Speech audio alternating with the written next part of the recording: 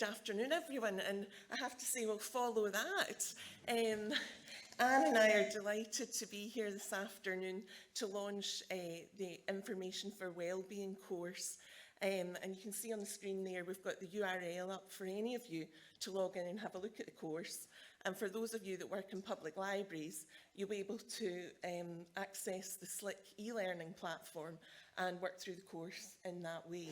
So it's there for everyone, and we would encourage you to have a look at the course in due course, as they say. So where's it come from? What's driven Slick and others to develop this course? And I suppose that the broad context is really the transformation of health and care as a result of the pandemic. And you'll all be familiar with accessing health services in a completely different way now from before the pandemic. And, you know, the goals for health are very much around independent living. It's very much around early intervention.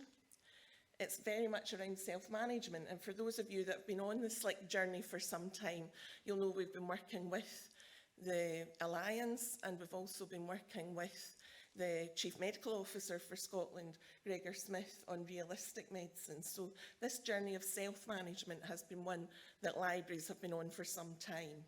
And essentially, we're looking at the right care, the right place, at the right time. So how are we looking to do this? We're looking at empowering and activating citizens and communities. We're looking at partnership with the third sector, community services and other agencies. And I've already referenced the Alliance, which is the umbrella organisation for the third sector.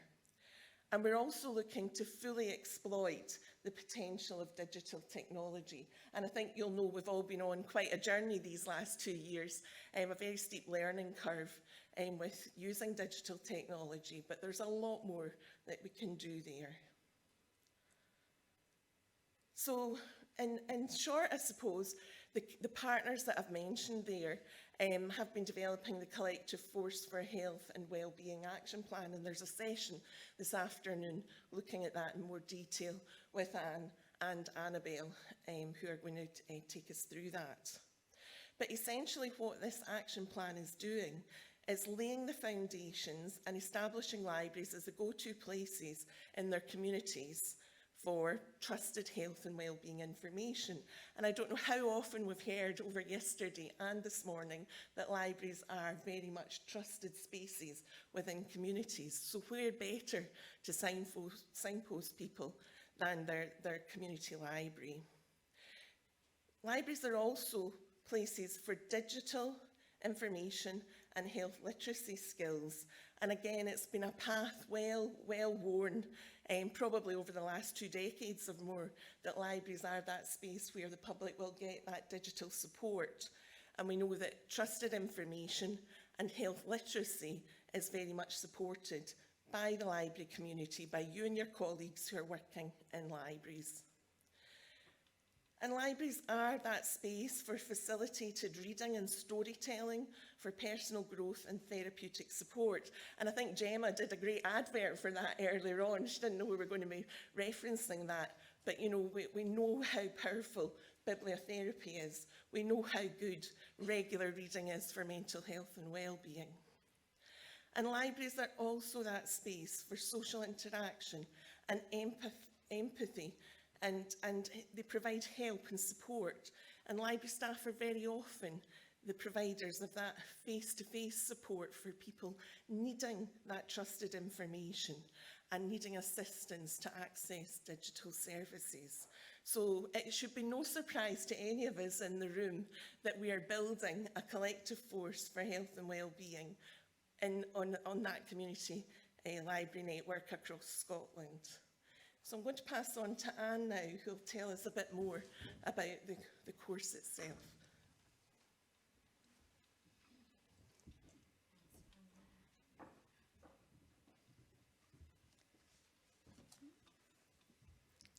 Okay, thank you very much, Pamela.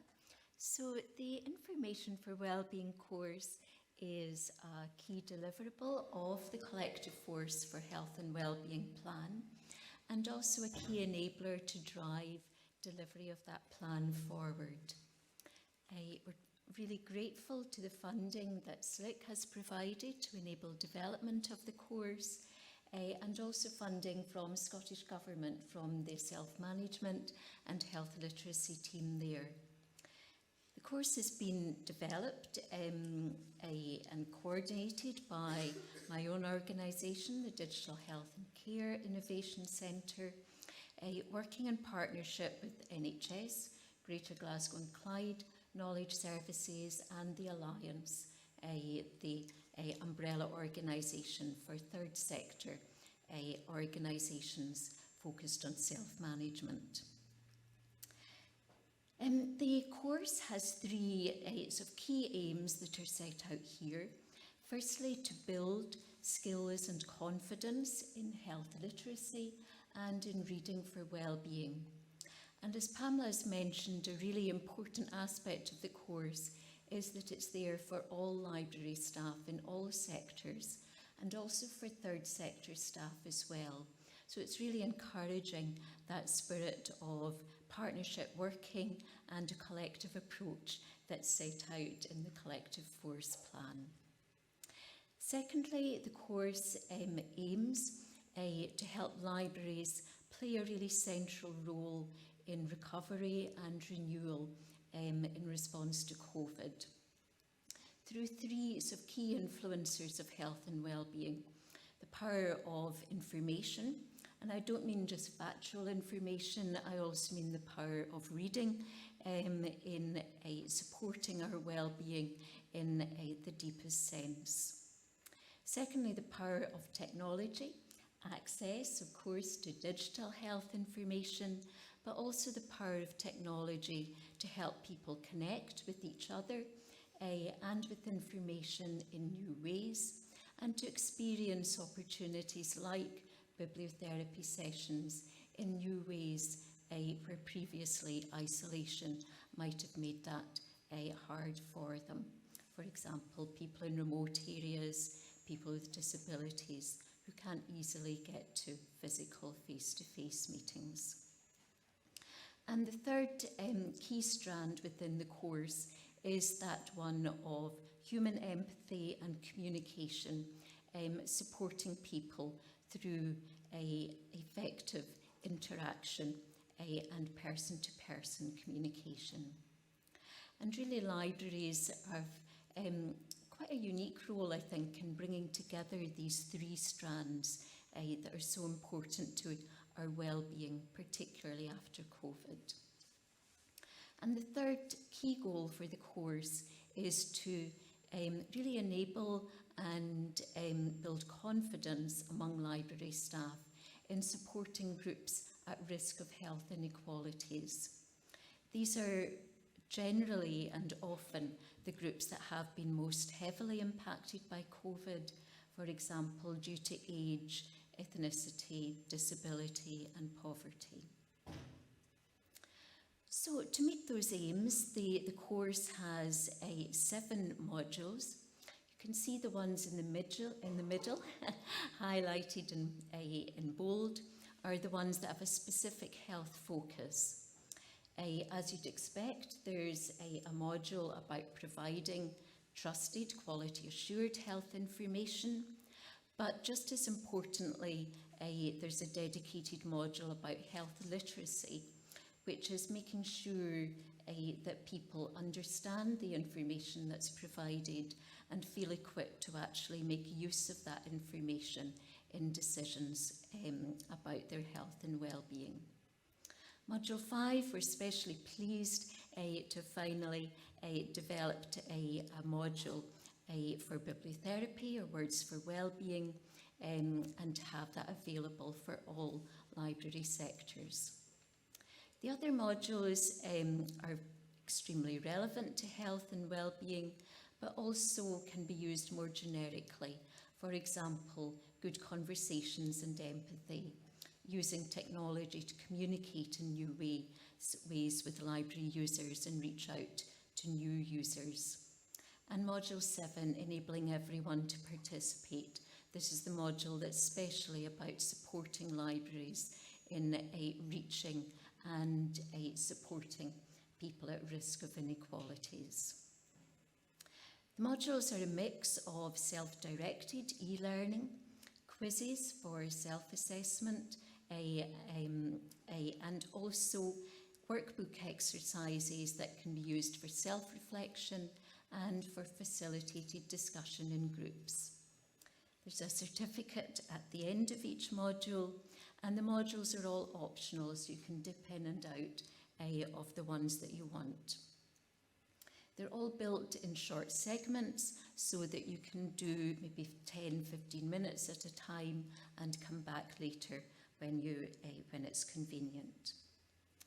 We did pilot the course among 42 learners and 9 facilitators over a period of 3 months. The pilot results were really positive, and I hope give you confidence that the course has been tried and tested. Overall, the course helped learners build their confidence in providing information for wellbeing support, increase their confidence tenfold, from 6% before they started the course to nearly 60% at the end of the course. Comments from frontline staff, it had built their confidence, it had given them new knowledge, and most importantly, it had given them new insight into people's health and wellbeing needs and how libraries could support those. From the management staff, they equally found the course helpful in enabling them to plan how they would develop their libraries to strengthen support for health and wellbeing. And if you don't believe me, of course I am a little bit biased perhaps, having invested so much in developing the course. Hopefully you can hear. Oops, I think we need the sound up. Shall I stop? We were delighted to support the Information for Wellbeing pilot as participants and as facilitators. This built on previous work with co-creating libraries for wellbeing and other self-management projects. The focus for the online resource was health literacy and words for wellbeing, and this allowed staff to learn new skills and to be more comfortable working with our customers on their health and wellbeing journey. Many staff enjoyed looking at particular health websites and also at the guidance for remote technology. Many of them hadn't heard of Words for Wellbeing before and were particularly interested in this and found it very inspirational. Thank you for the opportunity for being involved. Hi, I'm Lisa Morton. I'm the Lifelong Learning Coordinator with North Ayrshire Libraries. The Information for Wellbeing course is a fantastic resource. We appreciate that it is a big time commitment for staff, but it's a worthwhile one. Therefore, we want to encourage and support as many staff as possible to take part. To help enable this, I worked closely with our student who was on placement with us to look at the course content and select a top 10 for staff to complete. The selection was partly based on feedback from staff who took part in the pilot, and the parts of the course that they have found most helpful include using remote technology, using the NHS Inform website, which is our go-to place for trusted health information, using the Teachback and Chunk and Check tools, and also there's a lot of resources that staff have found very helpful. There's lots of links and there's reading lists for Words for Wellbeing sessions. Overall, it's a great resource that we'll continue to promote to staff.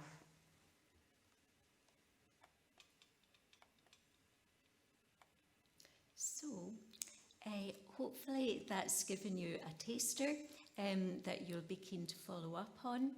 A link is up there, or you can access it through the Slick e-learning platform. We have a digital flyer, which it would be great if you would distribute to relevant staff.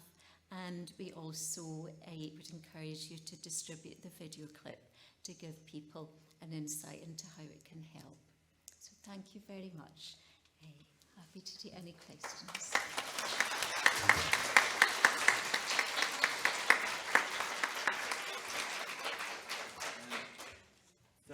Thank you both. Is this? Yeah. Hello. Yeah. Sorry.